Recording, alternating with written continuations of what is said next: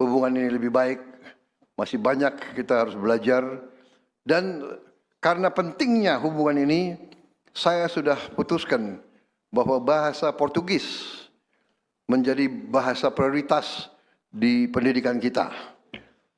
Di hadapan Presiden Brasil, Luiz Inácio Lula da Silva, Presiden RI Prabowo Subianto mengungkapkan bahwa bahasa Portugis akan menjadi bahasa yang penting di dunia pendidikan Indonesia.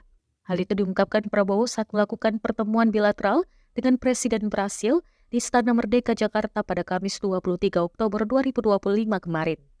Prabowo menjelaskan Indonesia berkomitmen kuat untuk membangun hubungan bilateral yang kuat dengan Brasil. Keseriusan itu, kata Prabowo, dengan menjadikan bahasa Portugis menjadi bahasa prioritas di sistem pendidikan Indonesia. Prabowo pun memerintahkan Menteri Pendidikan Tinggi dan Menteri Pendidikan Dasar RI untuk mulai mengajarkan bahasa Portugis di sekolah-sekolah Indonesia. Menteri Luar Negeri Sugiono menyebutkan pelajaran bahasa Portugis yang bakal masuk kurikulum pendidikan bakal ditindaklanjuti oleh kementerian terkait. Menlu bilang pelajaran bahasa Portugis yang bakal masuk kurikulum pendidikan adalah bagian dari relasi baik antara Indonesia dan Portugis.